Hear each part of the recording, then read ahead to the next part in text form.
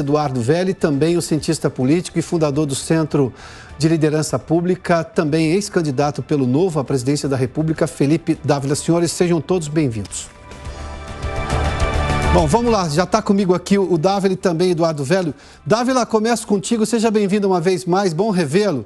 Dávila, a gente está vendo o resultado muito claro da ideia do novo governo em relação às estatais. Não somente mexer na lei das estatais, o presidente falou em relação a outra questão muito importante, né? Ele achava completamente sem sentido o teto e também agora com a interrupção completa de qualquer processo de privatização, mesmo naqueles que estavam mais adiantados, como é o caso dos Correios. Tudo isso não é novidade dentro da lógica do PT, Dávila, mas enfim, a gente está sentindo agora com o preço das estatais e a bolsa e dólar revelando claramente qual é a resposta do mercado em relação a isso. Olha, Piotr, primeiro é bom dizer que não haverá período de lua de mel com o Brasil. O mercado está cansado do Brasil e das suas irresponsabilidades, seja mexer nas leis estatais, seja interferir na governança de uma empresa de capital aberto, seja parar os processos de privatização, ou seja, qualquer sinal de ir contrário às leis de mercado, o mercado vai reagir imediatamente como vem reagindo, como acabou de mostrar aí o que aconteceu com as ações despencando de valor. Agora, o que nós temos de olhar é o seguinte, nós temos de pensar também que a Petrobras, parte do valor dela está sempre atrelada ao preço do petróleo e gás, né? E um dos ativos que o Brasil tem em mãos neste exato momento é justamente o mercado de gás, que vai continuar a crescer justamente por causa dessa questão da guerra da Ucrânia e Rússia. Então, isso deveria ser uma grande oportunidade para o Brasil conseguir transformar o gás numa commodity importante, para que isso pudesse dar uma alavancada na Petrobras. Mas para isso é preciso ter segurança jurídica, precisa ter respeito às regras de mercado. E não é o que vem ocorrendo. O que vem ocorrendo é um sinal claro de politização da Petrobras. E o mercado já começou a punir a Petrobras por causa disso.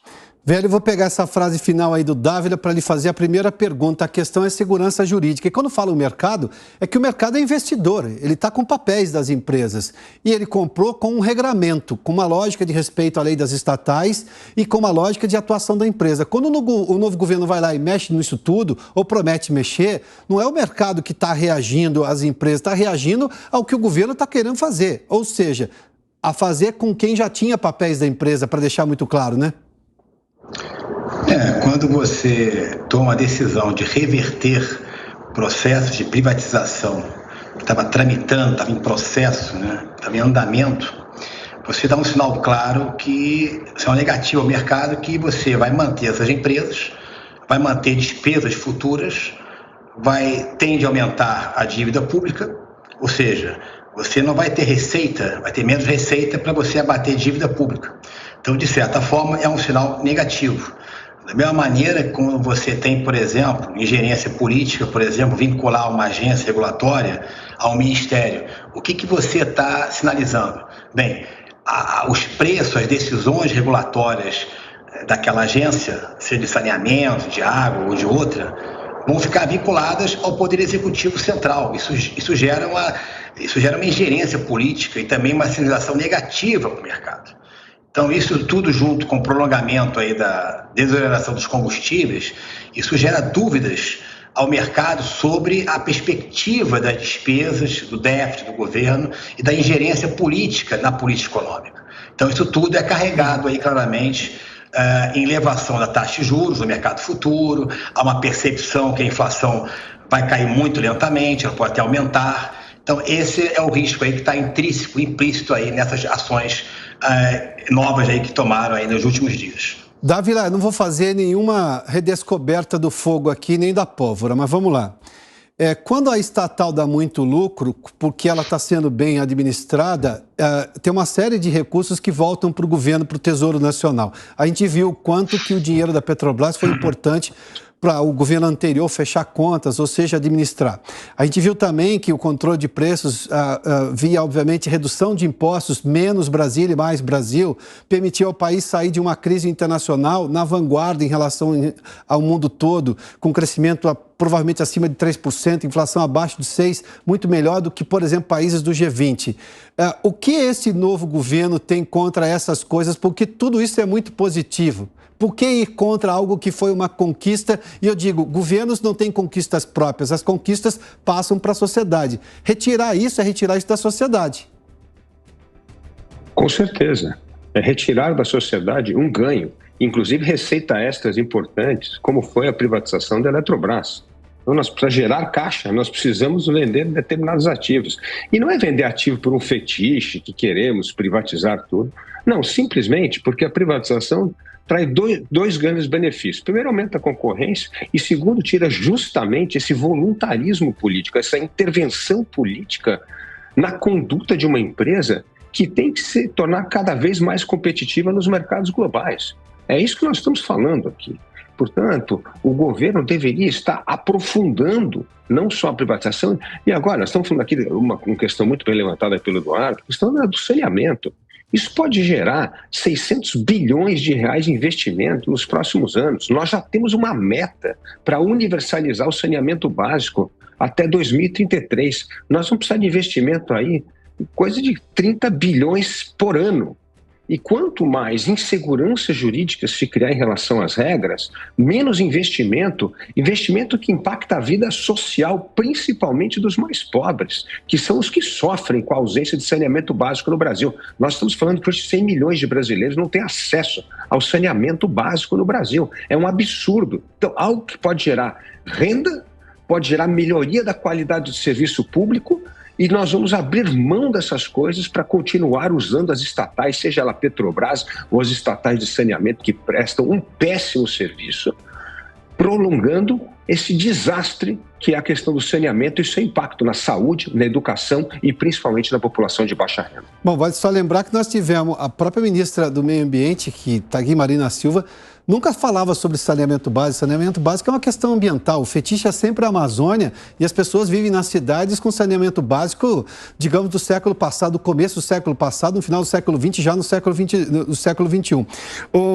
Velho, vamos lá. Quando a gente olha para o investidor e ele vê esse monte de mudança de regras, o comportamento é óbvio, né? No mínimo, ele freia o investimento. E pior, ele pode começar a pensar em desinvestir, ou seja, tirar o investimento daqui e levar para outro lugar. E vão sempre aparecer candidatos no mundo para pegar dinheiro novo, não é?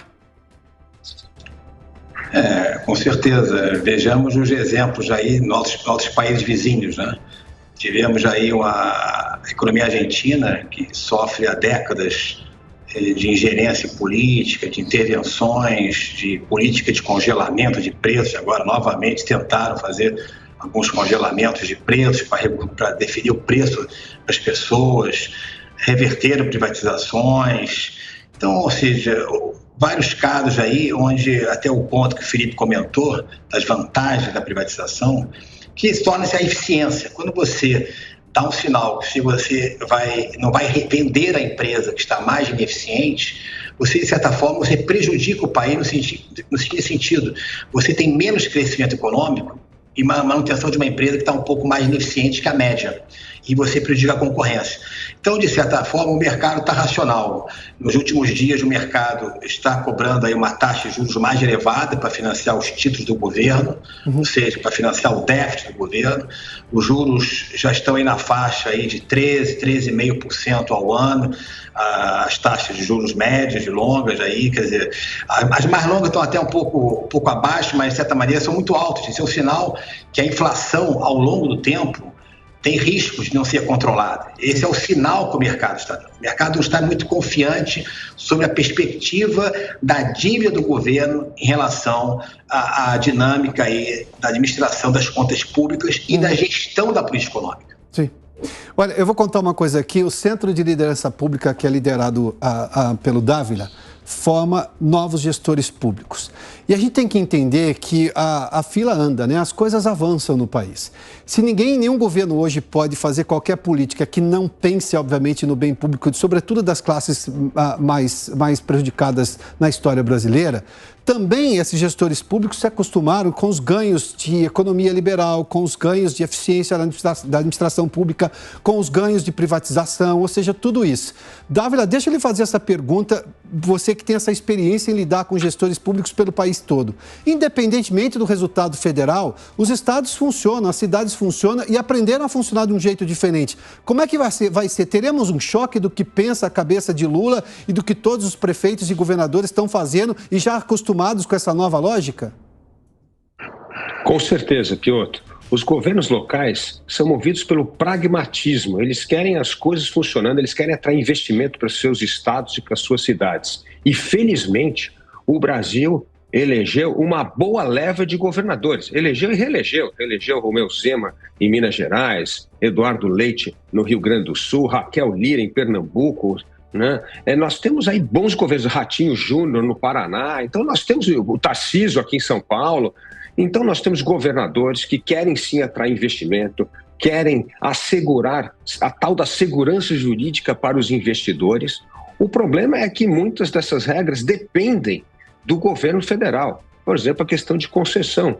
Você imagina as empresas que trabalham hoje com concessão, seja de rodovias ou na questão do saneamento, que já tem contratado investimento para esse ano com uma mudança de regra dessa. Você imagina o pânico que essas empresas vão estar. Então eu acredito que esses governadores vão sim pressionar o governo federal para garantir essa segurança jurídica, porque isso é investimento na veia no Estado, é geração de renda e emprego. E é isso que a população quer. E uma última coisa, Piotr, se a Jovem Pan fizer uma pesquisa aí com as pessoas, se elas querem serviço público ou estatal, sabe, as pessoas querem serviço de qualidade. Se é público ou estatal, o cara não está nem aí. Ele quer que funcione, ele quer educação pública de qualidade, que é o bom saneamento de qualidade. Ninguém quer saber se é da Sabesp ou se é de uma empresa privada. Então, essa discussão ideológica rasa é diversionismo, é tirar a questão, o olhar e o foco do que importa para a população, que é serviço público de qualidade. E nós não vamos melhorar a qualidade do serviço público gastando tempo com essa discussão que vai aumentar a insegurança jurídica no país. Velho, eu já volto a você. Deixa eu só aproveitar o Dávila mais um pouquinho. Há uma discussão sobre exatamente qual vai ser o posicionamento desse Congresso, que teoricamente elegeu-se mais de direita, mais conservador e mais com lógica de política econômica liberal. E há uma discussão política se todos eles vão, digamos, exercer o que ganhou das urnas, ou seja, se não vão ceder aos caprichos do novo governo, que tem um monte de ferramentas ali para, digamos, cooptar parlamentares. Mas eu vou pegar esse ponto que você fez menção, o pragmatismo de prefeitos, que é para onde deputados pedem votos nas cidades, e de governadores que precisam fazer acontecer nos seus estados. Esse é o tipo de pressão positiva que pode, digamos, mudar o rumo de um governo que está indo no caminho errado? Com certeza. Agora, a imprensa precisa ajudar, porque, no fundo, o Congresso muda de opinião quando tem pressão da sociedade civil, da imprensa e dos prefeitos e governadores. Aí que vira o jogo. É isso que nós temos de fazer. Nós temos de coordenar melhor essas ações, Piotr, para que o Congresso enxergue e escute a voz do povo. O povo quer serviço público de qualidade e não é assim que nós vamos oferecer serviço público de qualidade com esta politização e o intervencionismo do Estado cada vez mais, que já se mostrou nefasto para o país, sempre prestando serviço público de péssima qualidade, aumentando imposto e, como o Eduardo Velho falou, afetando isso a política de juros no Brasil. Nós gastamos 500 bilhões de dólares pagando de juro, dinheiro que poderia estar indo para a saúde, para a educação. Esse é o custo da irresponsabilidade que o mercado cobra de um país que não é possível confiar nas suas regras. Eduardo Velho, como é que o investidor vai ver isso? Ele vai aguardar a chegada desse novo Congresso para entender? Porque dentro da democracia, se a gente não tiver a decisão do Supremo Tribunal Federal isolando e ignorando todos os outros poderes, a gente vai ter um Congresso que tem o direito de atuar pela democracia. O investidor vai dar esse tempo para tentar entender qual vai ser realmente desse novo Congresso? Ou ele já vai começar a desinvestir porque entende que o Poder Executivo vai se sobrepor aos demais com a ajuda do STF? Eu vou dar a interpretação como está hoje a percepção do mercado e como é que estão hoje os investidores, os grandes investidores em relação ao Brasil. Hoje há um sentimento de cautela, né, em relação à perspectiva justamente dessa ingerência política e a própria perspectiva do déficit, ou seja, do saldo negativo das contas públicas. Né? Então vai ser importante os primeiros 2, 3 meses para verificar algumas coisas que são fundamentais, que vão ser monitoradas. Primeiro, a definição de uma âncora fiscal, uma nova meta fiscal do setor público, em substituição à regra do teto dos gastos, que já perdeu a credibilidade, né, em função de vários ajustes que já ocorreram nos últimos 2 anos. Segundo ponto, o pessoal vai acompanhar os resultados mensais do setor público para verificar exatamente o crescimento dos gastos, vis a vis a arrecadação, e considerando também que não vão ter mais privatizações, considerando que vamos ter algumas ingerências de preços. Por exemplo, há um risco, há uma incerteza em relação a como é que vai ser a dinâmica do preço do gás, do preço da gasolina, do preço do diesel, nessa nova fórmula aí que eles vão definir aí, que querem gerar menos volatilidade. Então, eu acho que o investidor ele ainda não vai tirar o dinheiro do país, ele está um pouco ainda cauteloso. Alguns projetos estão esperando esses primeiros 3, 4 meses, eu acho que vão ser importantes para uma aprovação. Estão esperando a reforma tributária também, se realmente vai sair e vai ser aprovada. Então, a gente tem que dar um monitoramento, é uma trégua mais cautelosa, mas essa cautela, na verdade, está carregada com risco. Por isso que os juros estão mais altos, a inflação está mais alta e o déficit fiscal esse ano mais alto significa um pouco mais de inflação na frente.